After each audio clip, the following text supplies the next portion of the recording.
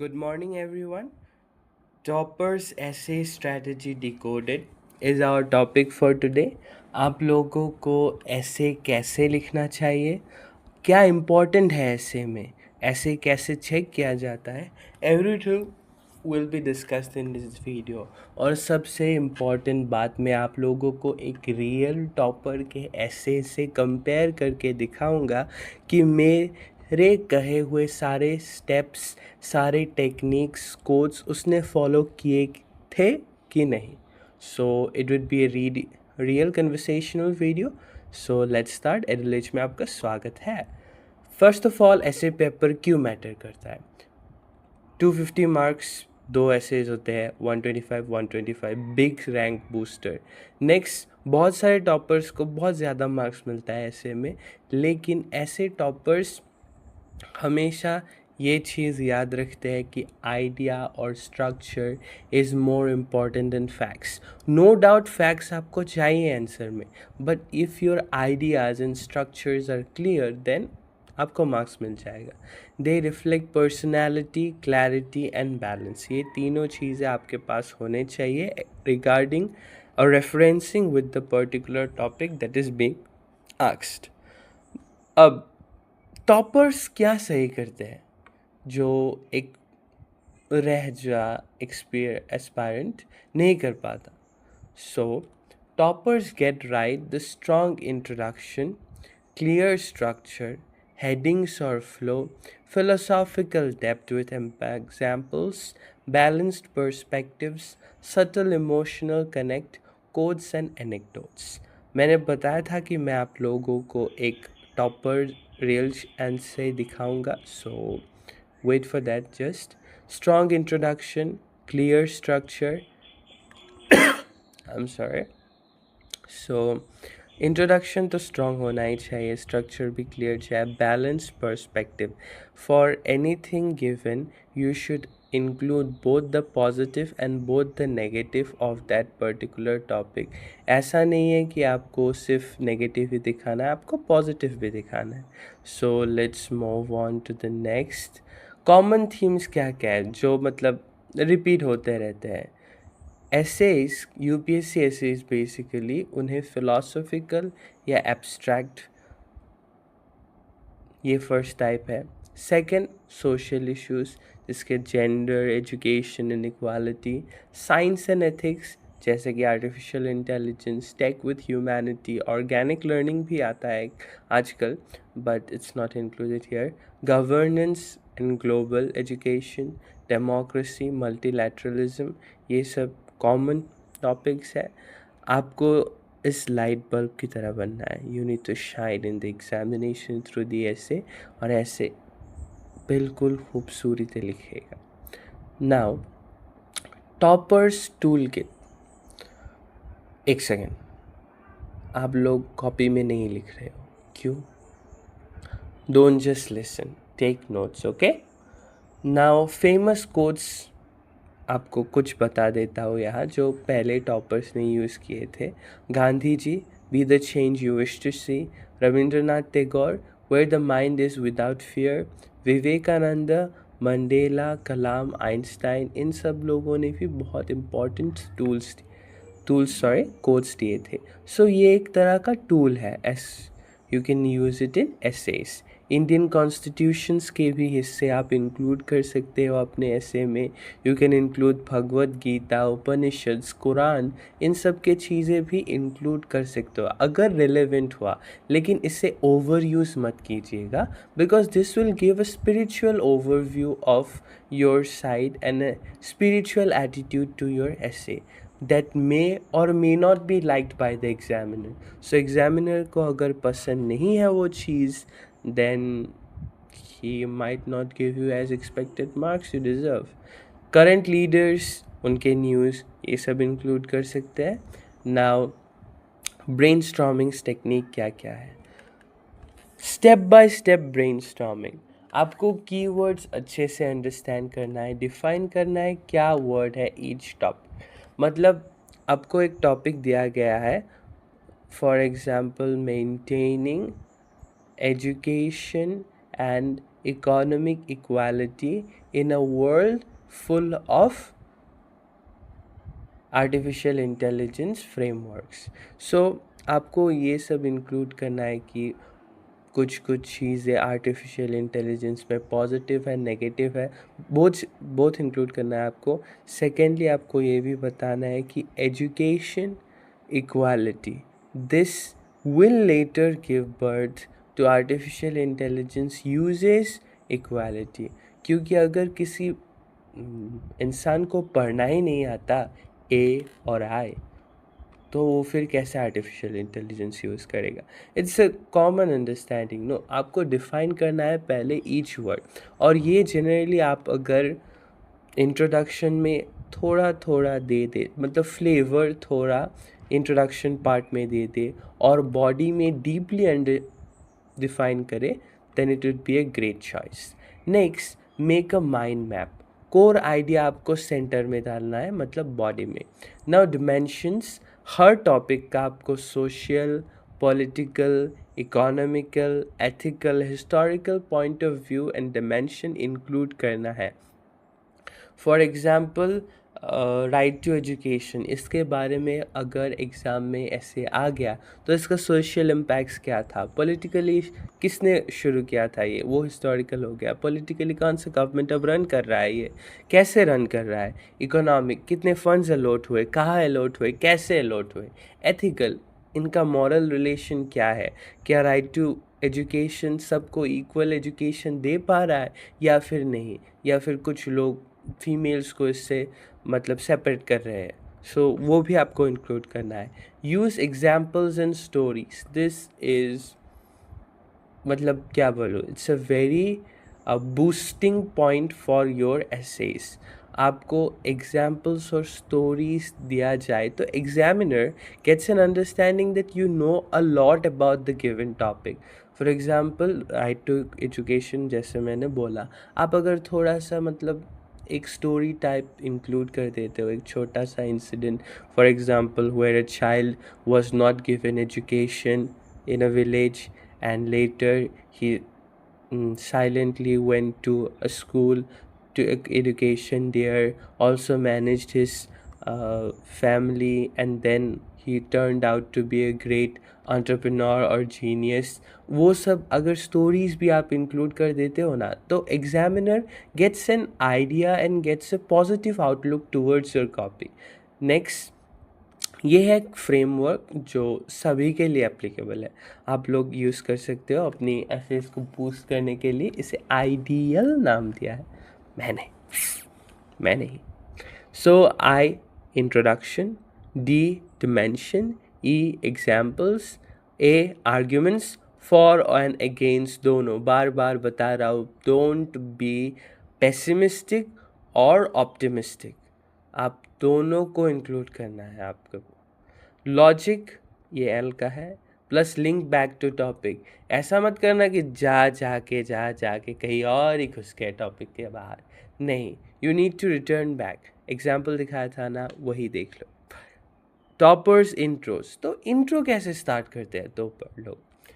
Example, wisdom finds truth.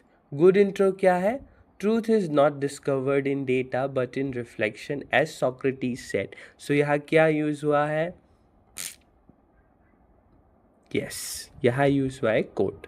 The unexamined life is not worth living. Next, weak intro क्या हो सकता है, wisdom and truth are important, let us discuss them. आप क्या tip use कर सकते हैं, वीक इंट्रो मत यूज़ कीजिए. For example, wisdom and truth are important, let us discuss them. ये तो क्लास 5-6 के बच्चे भी लिख देते हैं. यहाँ टिप ये है कि स्टोरी, एनेक्डोट और कोट यूज़ कीजिए, जो यहाँ इंक्लूड किया भाई साहब ने, मतलब जो टॉपर थे उन्होंने. सो ये टॉपर का ऐसे है. आई एम रियली सॉरी कि मैं इससे मतलब एग्जैक्टली टॉपर के कॉपी का फ़ोटो नहीं ला पाया. I am really sorry, but मैंने उसे देखा है and I have scan the copy just given here. So introduction, वहाँ 2 अंडरलाइंस थे, मैंने यहाँ कलर चेंज कर दिया, that's it. Topic was the role of NGOs in social change. ये 2019 का क्वेश्चन था और उसने लिखा था। The source of the topper's essay I have also included here, so you can check it out. Introduction. The provision of social services is a development strategy adopted by both government and non-government organizations. Even private individuals are involved in the provision of NGO full form क्या है? Non-governmental organization. So ये एक developmental strategy है, लेकिन दोनों organization से adopt किया गया है। मतलब दोनों ऑर्गेनाइजेशन इसे अडॉप्ट करते हैं, प्राइवेट इंडिविजुअल्स भी है इसके साथ involve. Farmers make provision, beneficiaries or community which often participate by contributing labour और काउंटर पार्ट फंडिंग। तो इसमें इसने बता दिया थोड़ा एसेंस एनजीओ क्या होता है। दो is a topper but I see that he has not included a quote or anything here, but there should be included a quote or something like that. I'm sorry. तो अगर मुझे ये मिला होता तो एन के बारे में you could include that N has a Latin origin, but ये सिस्टम कहाँ से आया, थोड़ा सजेशन आप डाल सकते थे। एंड इंट्रोडक्शन में it's better if you maintain a little bit suspense. Next, why NGOs body non governmental organisation is applied. आपने देखा है ये हाईलाइट किया हुआ, क्यों? क्योंकि ये कीवर्ड है। मैंने बताया था कुछ इंपॉर्टेंट वर्ड्स होते हैं जिनको आप अंडरलाइन कर दे या हाईलाइट कर दे या फिर डार्क करके लिखे तो they are a little bit more prominent, and the idea in the head of the examiner is he has a great knowledge about the topic asked. So आपका नॉलेज है उस टॉपिक पे, वो ऐसा उस एग्जामिनर को लगता है। Non governmental organisation is applied to many kind of organisations ranging from large local self-government in South, improved while the term NGO is comprehended to autonomous non-membership। ये सबसे इम्पोर्टेंट जो कैरेक्टरिस्टिक्स है NGO के, उसने वो अंडरलाइन किया है। Next, grass root organisation है, पब्लिक के साथ डील करती है। सपोर्टिव कैपेसिटी में इम्पॉर्टेंट है, वोकल प्लेटफॉर्म है क्योंकि पब्लिक अपनी वॉइसेस को इसके थ्रू रेज कर सकती है।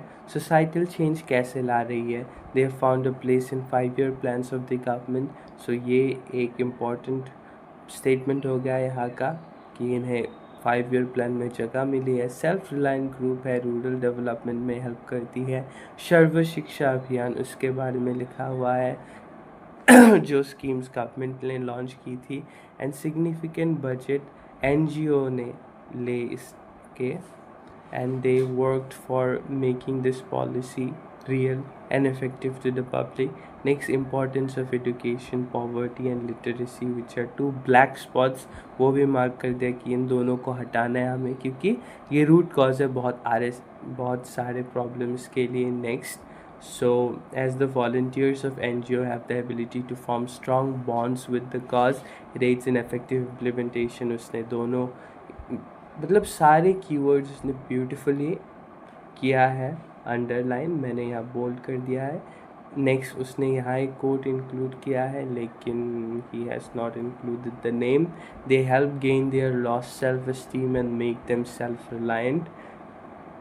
ये ऐसे किसने लिखा था? आप लोग मुझे बताना नीचे, टॉपर का नाम बताना। Let's see how many of you can guess.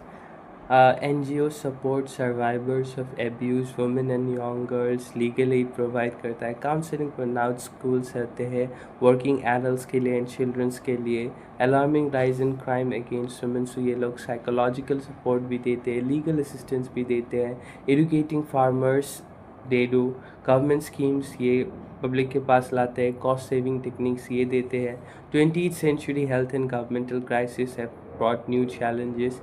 Next, और एक कोट दिया पर यहाँ भी not included the person who gave the quote. Next, conclusion, the impact of states on NGO is therefore absolutely central and defined. So NGOs a great role in development of India, and काफ़ी सारे cases में ऐसा देखने को मिला है कि government officials इतना पब्लिक के साथ एंगेज नहीं होते, एनजीओज के। So let's move on to the next slide. Slide मतलब क्या है? बॉडी बॉडी में क्या होना चाहिए ऐसे का? So body is the main part of your essay. It should contain the definitions, the facts, and the important material of everything which you have flavored in the introduction. Introduction में आपको उसका सिर्फ gist देना है, थोड़ा सा मतलब essence देना है आपको, बाकी सब इम्पॉर्टेंट चीज़ें यहाँ होंगी बॉडी में। यहाँ बैलेंस करना है आइडियाज़ को। Each para should contain one clear point, one supporting argument, one example, and link to the topic. For example, you can use headings like philosophical angle, governance view, historical lessons. मैंने पहले भी इससे पहले आपको एक slide दिखाया था जिसमें ये बताया था that we have to give different angles and perspectives in reference to the answers. So here we have to give examples of philosophical governance view, historical lesson. That's an example.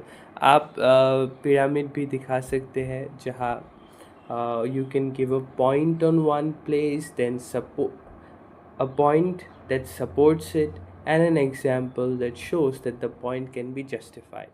Next हटाना है हमें, क्योंकि ये root cause है बहुत सारे problems के लिए। Next, so as the volunteers of NGO have the ability to form strong bonds with the cause, it aids in effective implementation. उसने दोनों मतलब सारे keywords उसने beautifully किया है, अंडरलाइन मैंने यहाँ बोल्ड कर दिया है। नेक्स्ट, उसने यहाँ एक कोट इंक्लूड किया है लेकिन he has not included the name. They help gain their lost self-esteem and make them self-reliant. ये ऐसे किसने लिखा था? आप लोग मुझे बताना नीचे, टॉपर का नाम बताना। Let's see how many of you can guess. NGO support survivors of abuse, women and young girls, legal aid provide करता है, counseling burnout schools रहते हैं, working adults के लिए and children's के लिए, alarming rise in crime against women, so ये लोग psychological support भी देते हैं, legal assistance भी देते हैं, educating farmers, they do, government schemes ये पब्लिक के पास लाते हैं, cost saving techniques ये देते हैं, 20th century health and governmental crisis have brought new challenges. Next, और एक quote दिया पर यहाँ पे not included the person who gave the quote. Next, conclusion, the impact of states on NGOs therefore absolutely central and defined. So NGOs a great role in development of India, and काफी सारे cases में ऐसा देखने को मिला है कि government officials इतना पब्लिक के साथ एंगेज नहीं होते, एनजीओज के ऑफिशियल्स उससे ज़्यादा एंगेज होते हैं. So it's better and sorry, better and more useful for people to connect to NGOs rather than searching or waiting for hours and sending in queues to talk with government officials. So this was an important thing, an important essay. Next, आप लोगों ने देख लिया कि मैंने जितने भी topics कहे थे कि इंट्रोडक्शन ऐसा होना चाहिए, वैसा होना चाहिए, कंक्लूजन ऐसा होना चाहिए, बॉडी ऐसा होना चाहिए, उसने वो लिखा है. But I believe this essay is a little bit short, so try to be better than the topper, क्योंकि आपको बहुत बहुत कम ARR चाहिए, मतलब ज्यादा कम ARR मतलब I mean the number should be low. Okay. Conclusion में क्या है? एंडिंग आपको स्ट्रॉन्ग करनी है, समराइज करना है विदाउट रिपीटिशन. ऐसा नहीं कि ऊपर जो लिखा है उनमें से कुछ लाइंस सिलेक्ट करके आपने लिख दिया कंक्लूजन में. नो ना, that should not be the word. Next, reflect forward. यह solution, vision and hope. Future में हम क्या कर सकते हैं एंड कौन से स्टेप्स हमें लेने चाहिए, that should be given in the conclusion part. We should use a powerful quote or a philosophical idea to end the conclusion. Example बहुत अच्छा होगा in the end. जो मैंने देखा वो तो अच्छा ही है, but यह भी in the end wisdom is not knowing everything but knowing what really matters. So Don't try to be Google. Try to be the one student who knows the important things that matter in society. Final tips आपको मैं कुछ दूंगा. 15 full essays लिखना mains के पहले. Toppers के ऐसे पढ़ना. आजकल बहुत बुक्स मिल जाते हैं. And I am also preparing a book, but I believe yes वो हो जाएगा रिलीज मार्केट में. KDP में आप लोगों को मिल जाएगा. Next, have a code bank जिसमें आप कोड बैंक लिख के बनाना खुद. इसे ख़रीदने की ज़रूरत नहीं है. 100 से ज़्यादा कोड लिख देना. एंड उसके कोड किसने दिया था वो भी लिख दीजिएगा. Keep structure simple. Simple structure. Introduction, फिर बॉडी में कुछ आप हेडिंग्स दे सकते हैं, पर इसका मतलब ये नहीं कि वहाँ बहुत सारे हेडिंग देके सब हेडिंग देके उससे नीचे सब heading. Not necessary. Reflect original thinking and be of, including both positive and negative. Practice. आपको ये चीज़ प्रैक्टिस करनी है. और आप लोग कमेंट कीजिएगा कि ये आप लोगों ने किया है कि नहीं. Not all who wander are lost, इसके ऊपर आपको एक ऐसे लिखना है. सो लेट मी सी आप लोग लिखते हैं कि नहीं. Next, subscribe for more UPSC ऐसे writing PYQs. Watch more on एडिलेज. DM करिए मुझे वन-on-one गाइडेंस के लिए. इंस्टा पे भी कर सकते हैं. And if you are more comfortable and your comment makes me feel that you are greatly interested, I might share my number as well. So thank you everyone.